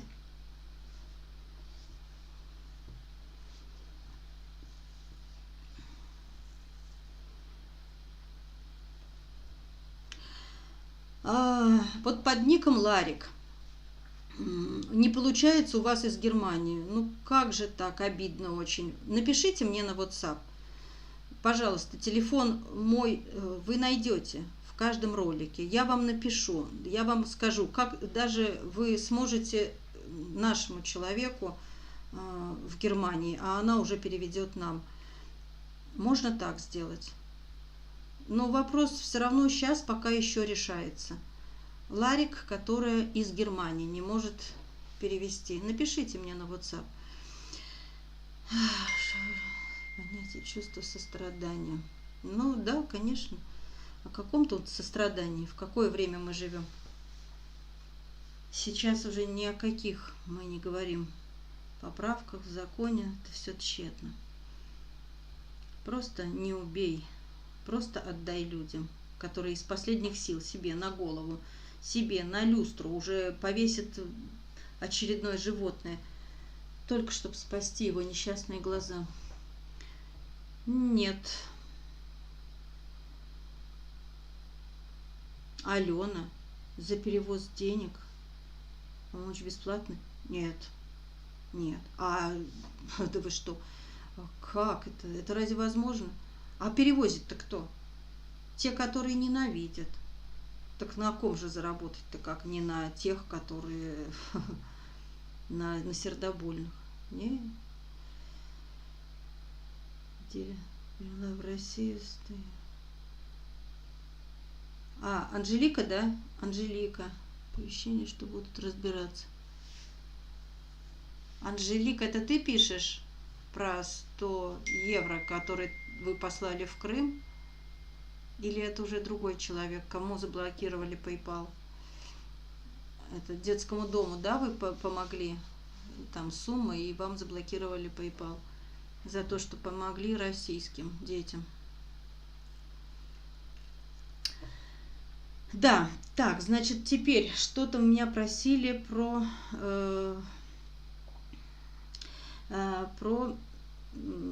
Старка. Про Старка, по-моему, Анастасия и еще кто-то, да. Все хорошо, все нормально, хоть и как-то с критикой, опять-таки, я читала комментарии, когда я вас просила откликнуться, помогите Старка в счастливую жизнь. Ну, опять-таки, что не скажешь, все как-то в штыки. Ну, обязательно, знаете, ложка дегтя, да, обязательно будет в бочке меда.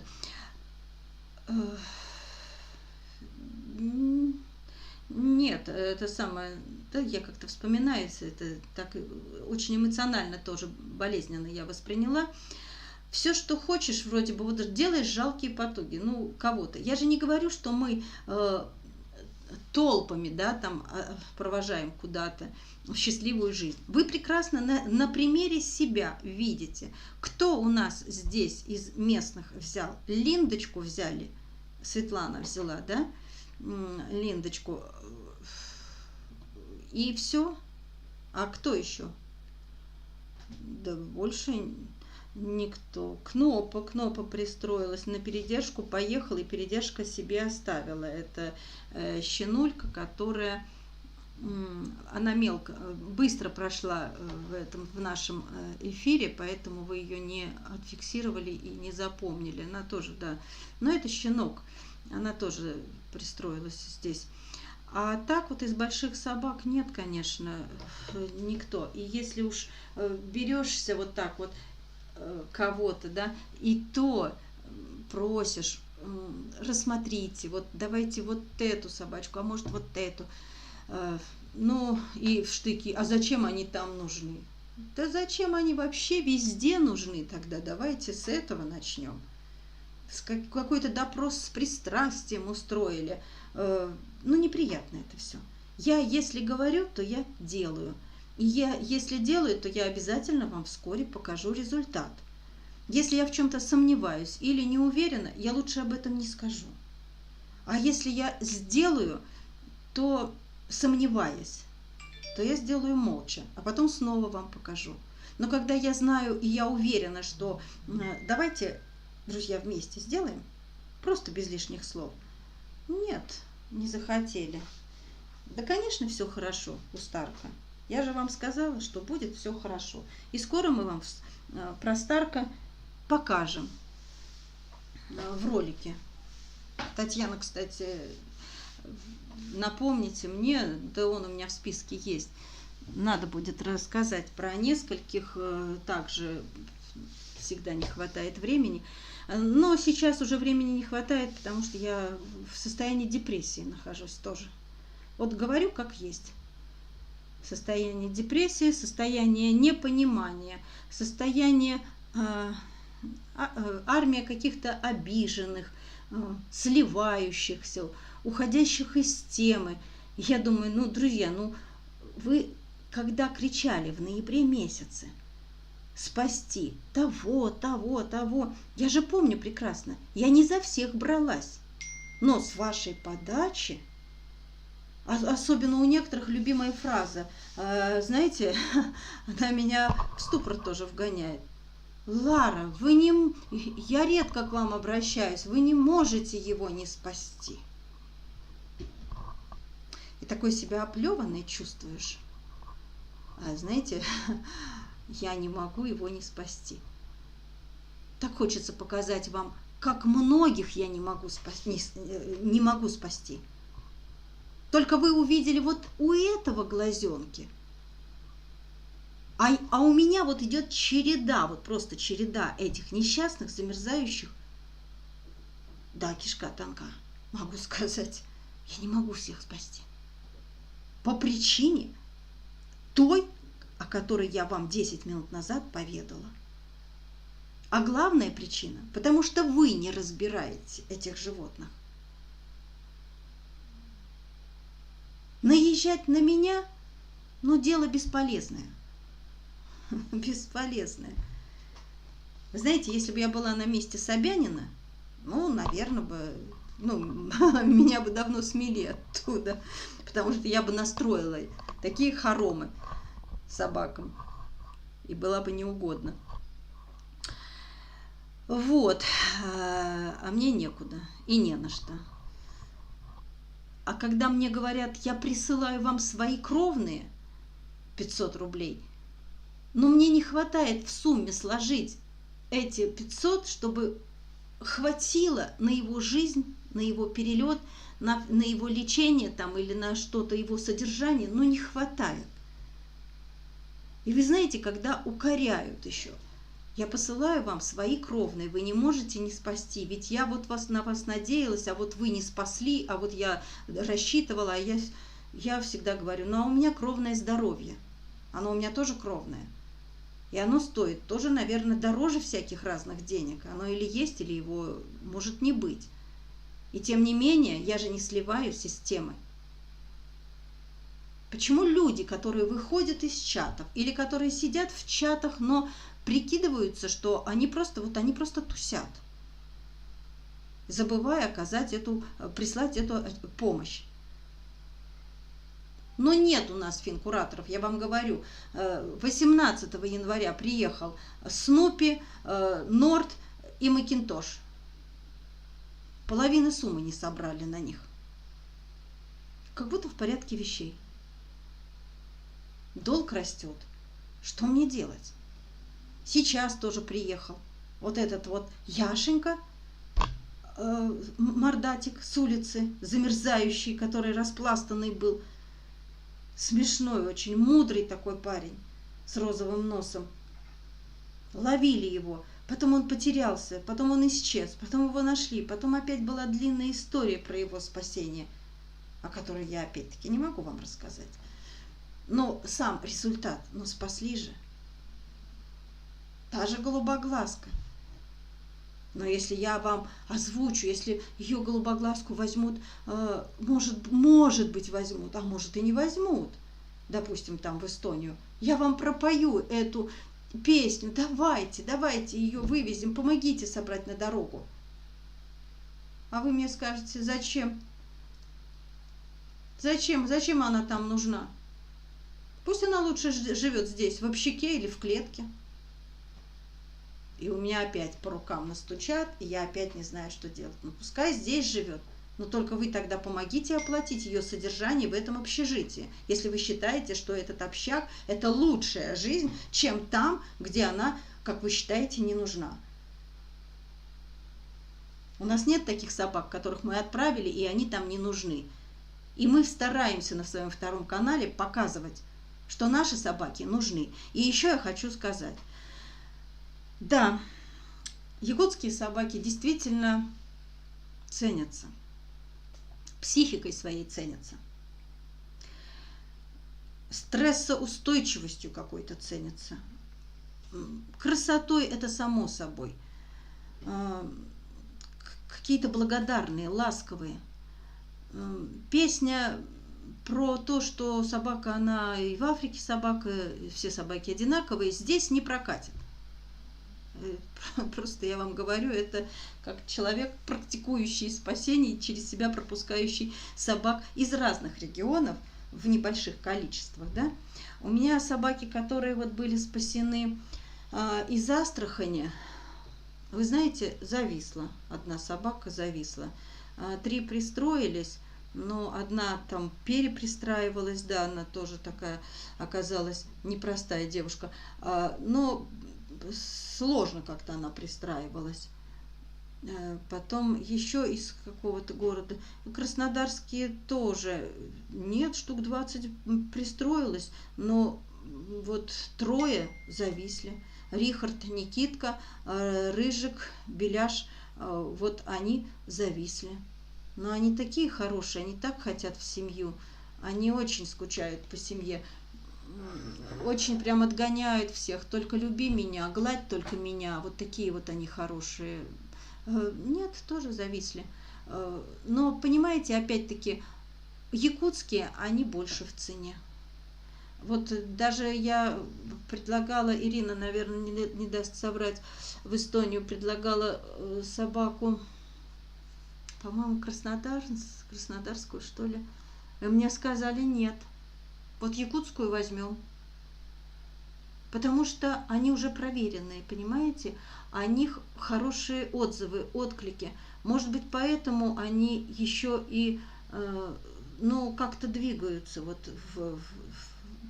ценятся. Вы понимаете как? Я-то это знаю. Но мне приятно, что это уже знают и поняли те, которые соприкоснулись с ними.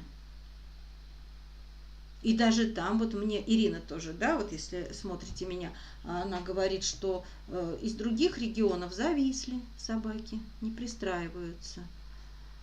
Даже красавицы там, даже какие-то голубоглазые из каких-то регионов. А якутские, вот все, что, сколько, штук 8, наверное, было отправлено, не так же много. Мы же не эшелонами, да, отправляем, а они все пристраиваются в течение там 1-2 недель. Но это же дорогого стоит, согласны со мной? Но если такое счастье выпадает какой-то редкой собачке, да, а какое право у нас есть не дать собаке шанс?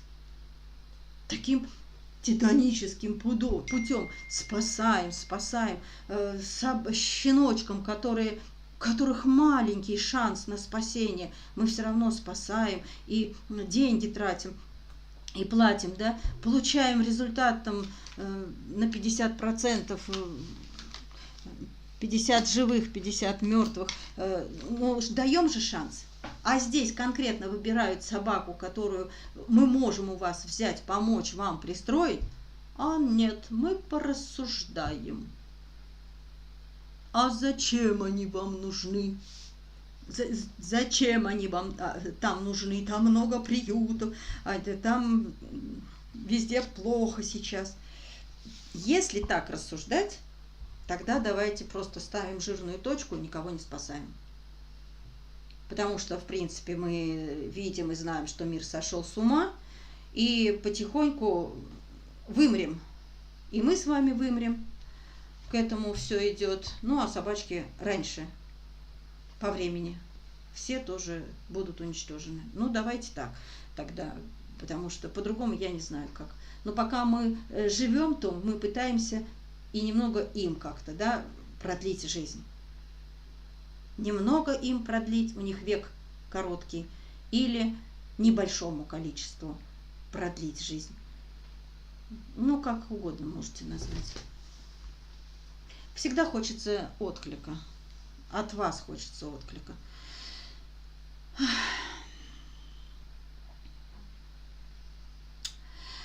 Нет, слово, вот понимаете, как Ольга, здесь звучит не оправдываться. Вот если бы вы были на месте спасения, на месте человека, который спасает, то вы бы поняли, о чем я говорю.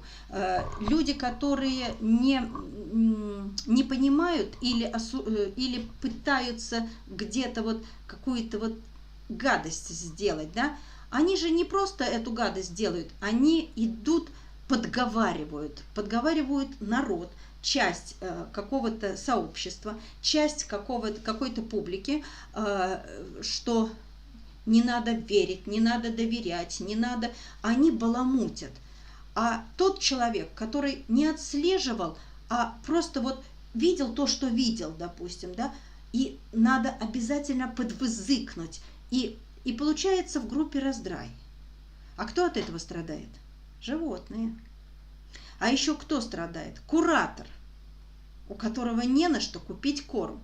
Потому что вот это сообщество, Ольга, да, это я вот вам говорю, потому что вот это вот сообщество, оно разделилось.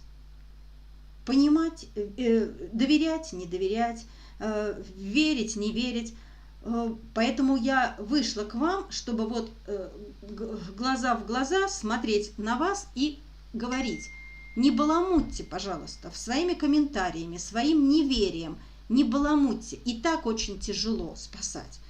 И всегда я вас призываю, подключайтесь. Вы тогда увидите все с изнаночной стороны, все подводные камни.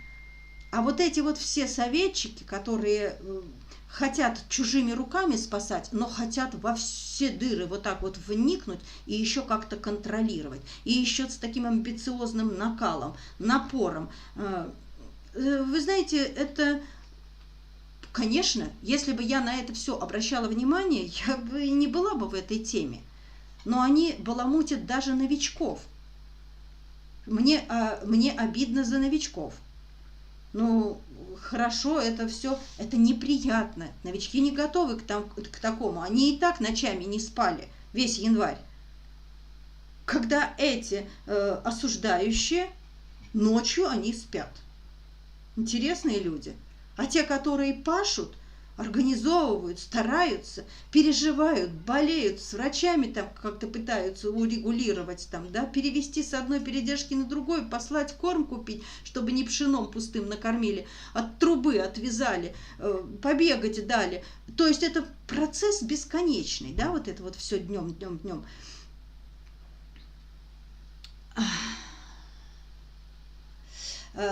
Сейчас. И это самое, и их осуждают. Их осуждают, и в эту колесницу попадают все примкнувшие к этой теме. Неприятно. Угомонитесь, злые женщины, угомонитесь. Неприятно просто. Должны понимать, о ком идет речь. Лучше вообще не нужна ваша помощь, и лучше тогда вообще удалитесь.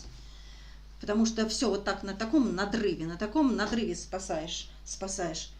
И вообще, вот перед тем, как вы обижаетесь, вы просто помните о том, что представьте на минутку, что я тоже могу обидеться. Ну и что тогда будет? Собаки пойдут в поле. Выпустят их в поле, и пускай они тогда там гуляют. Кому будет от этого хорошо?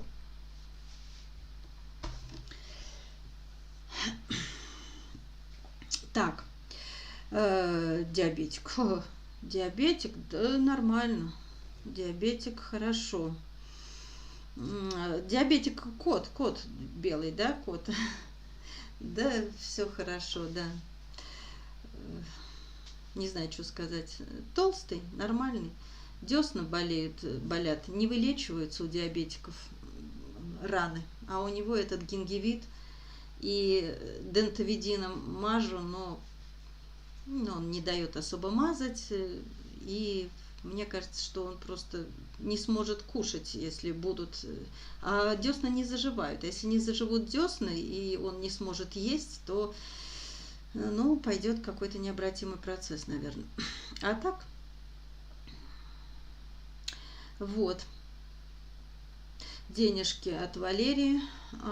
Валерия, да, добрый день. Денежки отправили. Спасибо большое, да. Вы здесь, вы с нами тоже, да? Так, это Алена, что с лабрадором, о котором я... Алена, да. Мое предложение в силе. Я предлагаю долговременную передержку до тех пор, пока не найдется ему постоянный хозяин. Так, с лабрадором с коричневым, что ли, да, Алена? Так подождите, мы же с вами должны были созвониться вчера, по-моему, да? Времени не было, и я тоже вся зашилась. Так вы же из Белоруссии, я так понимаю, да? Из Минска? Знаете что, я хотела с вами поговорить. Вот представьте себе, передержка в Минске. А как я буду пристраивать-то его? Если вы берете в Минск, так вы его берите на ПМЖ. Я вот вам открыто говорю, пожалуйста, давайте обсуждать. Вы мне покажите, где вы живете, что вы живете, какие условия. Я должна знать, куда я отправляю собаку. А как я в Минск отправлю на передержку? Я что-то вот этого никак не могу понять. Это 1000 километров, что ли, да? И что? А когда, например, приедет семья познакомиться, вот представьте на минутку, семья хочет познакомиться. Она куда должна поехать? К вам в Минск? Если, конечно, вы из Минска, если я правильно понимаю. Но это даже не важно. Если меня слышит милая, добрая женщина из Минска, которая хотела взять на передержку, вы мне просто немножко расскажите, как происходит знакомство семьи с собакой, которая находится за 1000 километров? Что-то задумалась, я даже не знаю, как это происходит. Например, вот семья приходит, женщина, да, вот Светлана тоже приходила с Линдой знакомиться. Она пришла, чтобы взять ее на поводок, чтобы вместе пройтись по улице, посмотреть, как она ходит на поводке, как она на нее отреагировала, пошла она на нее, а может быть она куда-то забьется в угол и контакта не состоится. Да? А в Минск-то как? Понимаете как, я передержки в других городах, все, что далее 100 километров, я себе не представляю. Я не представляю. Опять-таки, я говорила, напомню вам, в декабре 2016 года мои самые первые собаки вывезенные, тогда у меня не было вообще даже и близко ни одной передержки. Да ничего не было, просто взяла, вывезла, а куда здесь? И вот на каком-то грузовике мы повезли их в Тверь. Отвезли в Тверь, и что вы думаете? С 16-го года, с декабря, они там так и живут. Понимаете, да? Не бесплатно, нет. Я корм оплачиваю.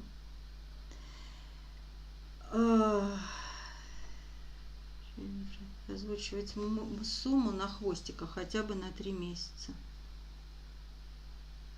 Я не очень поняла, конечно.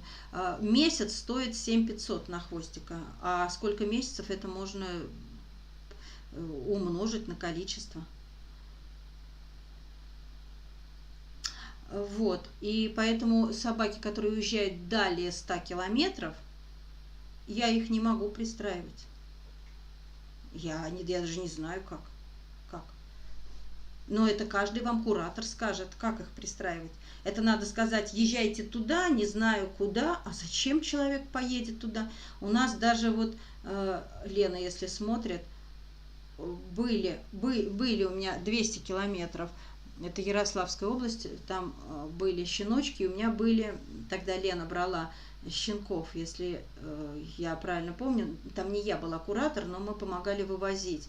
И вот они уехали, а позвонили мне по какому-то там, по какому-то ролику, наверное, И я сказала, что щенки находятся за 200 километров. Они говорят, говорит, ой, нет, мы туда не поедем. А щенульки такие маленькие, хорошенькие. Я знаю, что они бы приехали здесь, в Москве.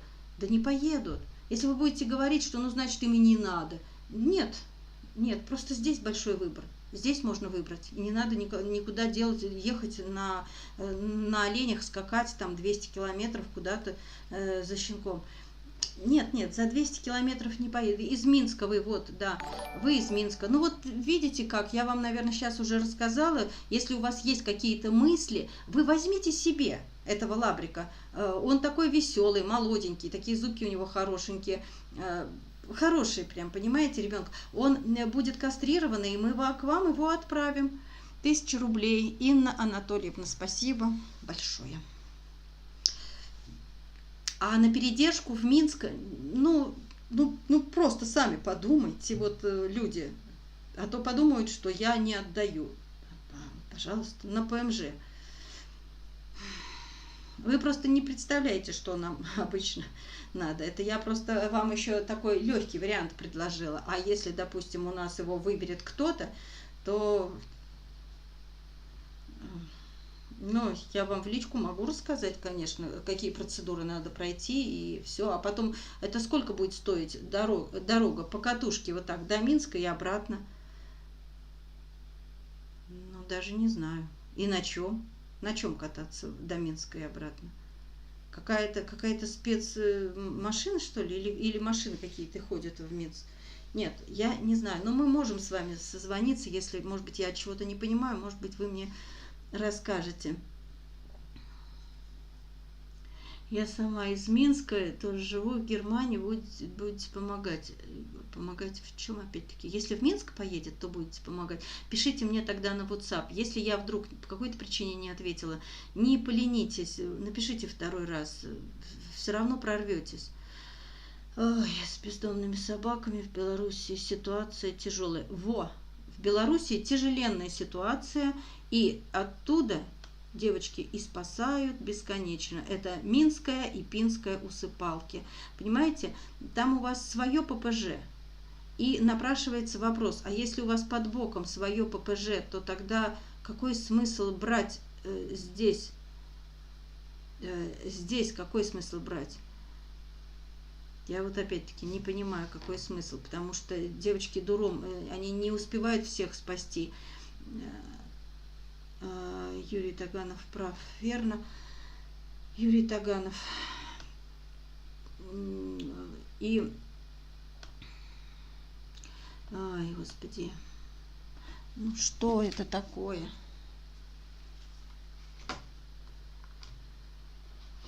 Не знаю, я с этой мышкой. Так, вы мне потом...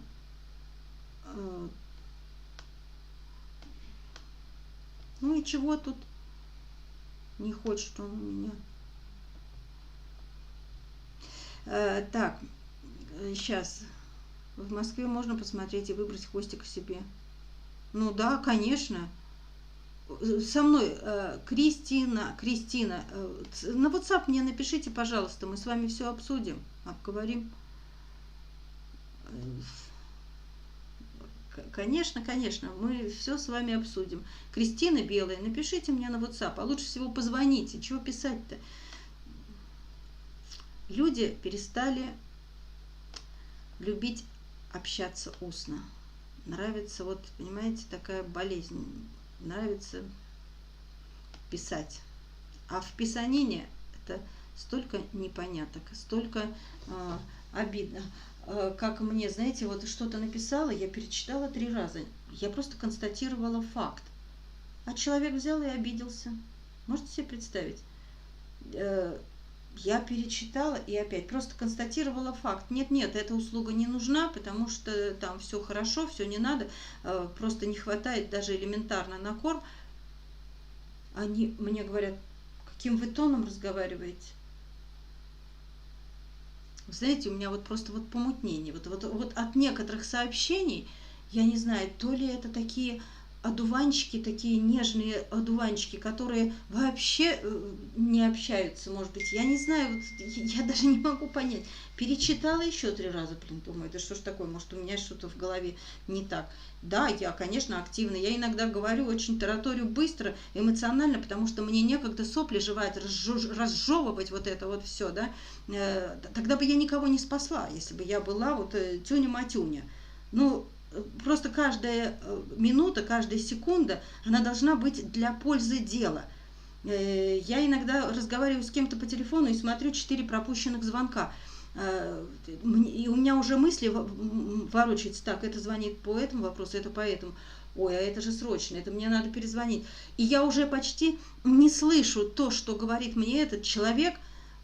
Я могу что-то брякнуть, потому что у меня мысли уже дальше скачут, что мне надо этим 4 ответить. А кто-то пишет, не ответили на звонок, ну и не надо. И ладно, все. Да та же Татьяна, ролика не будет, потому что я не ответила. А я в звонках. А тут мне говорят, что собака убежала. Как убежала? А тут тебе пишут, ролика не будет. Ой, ужас какой. Нет, как, подождите, как? Да все, побежали. Так, перезвоните. Так, давайте, все, куда? На самолеты. Сейчас самолеты будем ловить. У меня крышу сносит уже все. Не переживайте, собаку нашли, поймали.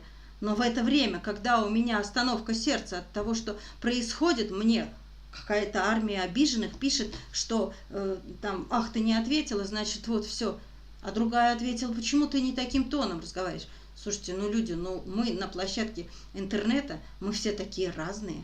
Давайте все-таки с пониманием относиться к тому, что мы очень все разные. И мы не можем друг к другу вести себя корректно. Если вы считаете, что я некорректна, вы знаете, я поспорю с вами. Я даже не знаю. Я всегда говорю, хватит обижаться, на обиженных воду возят. Если бы я так обижалась, то я на весь Якутск обиделась бы уже. И на людей, живущих там, которые совершенно не ценят, даже элементарно, не надо благодарить. Ну хотя бы не надо палки в колеса вставить. Не надо никогда завидовать, не надо, вообще много каких качеств не надо. Идите параллельно. И не трогайте меня, я вас никогда в жизни не трону. Или там, никогда не советуй. Золотое правило, никогда не советуй, если у тебя не спрашивают этого совета. Но это же тоже, вы знаете, вы можете посоветовать мне, например, какое кино посмотреть, допустим, да, это потому что из области фантастики, поэтому можно посоветовать, допустим, там, да, хотя я вас не спрашиваю, но вы можете посоветовать, потому что действительно замечательный, светлый, с хорошей концовкой фильм, да, там, какой балет сходить, там, допустим, да, потому что я не в теме, а вы хотите мне посоветовать, но советовать мне в той теме, в которой я живу, а тем более отдавая по максимуму себя, чтобы получить максимум, насколько это возможно, в силах моих 2 рук и 2 ног, я и так использую эти свои силы и эти свои ресурсы, которых нет. Поэтому я вам говорю, давайте, друзья, лучше или мы делаем одно общее дело, помогайте собакам, пожалуйста. Помогайте собакам. Если вы помогаете на какую-то тему и какой-то собачке, если у нее какой-то хвостик остался, или там каким-то щенкам остался хвостик, они переходят эти денежки другим нуждающимся. Другим. Иногда так, иногда здесь не додашь каким-то щеночкам, чтобы дать этим. Потому что у этих только начинается процесс, и ты понимаешь, что сейчас завертится. Сейчас будут тебя здесь доить те же ветеринарные врачи, те же все, и неизвестно с какой концовкой, но ты должен разделить между этими щенками и этими щенками. Здесь не додать, чтобы передать этим. Здесь вроде пошли на выздоровление, все, хватит, значит, сюда. Вы прислали этим, а я отсюда, вот сюда, потому что я, если, допустим, курирую вот хотя бы эту группу, я уже распределяю, кому нужнее. У вас есть хорошая формулировка в ваших платежах, кому нужнее. Я именно так и делаю. Если будет подписано, то Тобику и Гарику, да, а если у них все хорошо, а вот у этого не хватает. Кристина Белая, с которой вот, видимо, мы разговаривали. Спасибо большое за донат. И если не хватает, то, конечно, я перекину сюда. А если кто-то подсчитывает, почему здесь не додала, те умники, которые подсчитывают, то вы знаете. Ага, да, она, конечно, молодец, да, я тоже восхищаюсь. А у меня всегда много сдерживающих факторов и возраст плюс.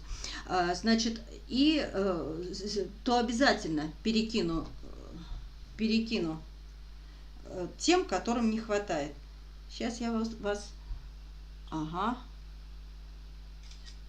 Это я для Татьяны сфотографировала, потому что она очень меня сдерживает.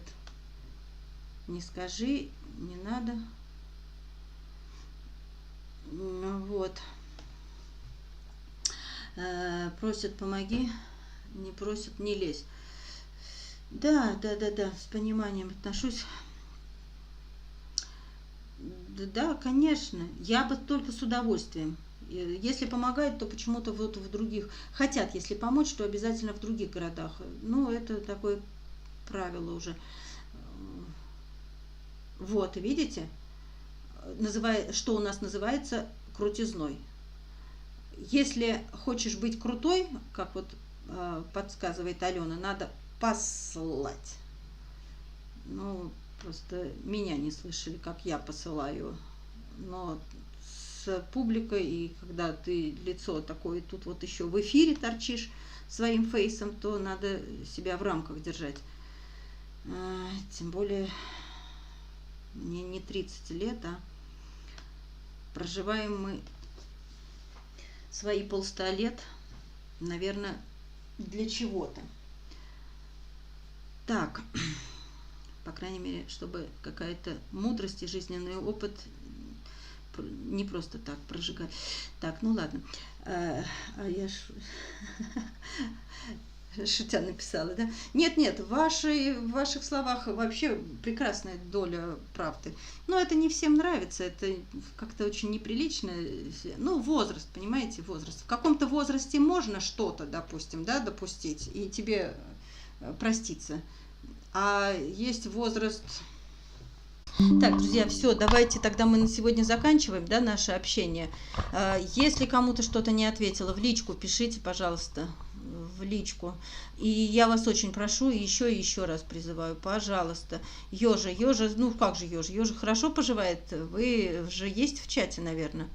Я вроде посылала в чате, все замечательно, готовится на прививку, сейчас проходит вторую и... поедет. Все мы расскажем и покажем. Старка тоже мы покажем. Лапка живет на передержке. Идут метели, снега у нас уже который день. Фотографа мы не можем дождаться. Но я думаю, что дождемся, когда снега закончатся. Надо поймать погоду снежную, белую, чистую, и чтобы не было снега. То есть снег был, но грязи не было. Вы что все равно перечисляю. Сколько могу, потому что собаки не должны быть заложниками нашего понимания. Но, к сожалению, да, вот люди, если обиделись, то они считают, что они кому-то что-то мне, что ли, доказали. Да ничего не докажут, просто собаки будут не доедать, голодать, и вообще пайку будем тогда урезать, по 3 зерна им давать. Но это надо оно нам или нет? Друзья, ну где-то на 1,5, где-то на 30 мешков, по-моему, собрали. Но это же ничто, понимаете? Мне надо на 5 передержек. Мне обязательно надо... Вы не представляете, это большие расстояния между передержками. Мы не можем купить там 30 мешков и вот так вот делить. Это просто дорого будет покатушки вот эти вот и платить за машину, разделить между передержками. Вот эти покатушки, это идет удорожание корма. Надо привезти сразу и много. Мы, кстати, День стольника не делали очень даже давно. С декабря, что ли. Друзья, нам очень нужны финкураторы. Пожалуйста, финкураторы, откликайтесь, ну, отзовитесь, хоть кого-то мы включим в чат. И те финкураторы, которые подписались на собак, платите, пожалуйста, присылайте исправно. Неудобно напоминать.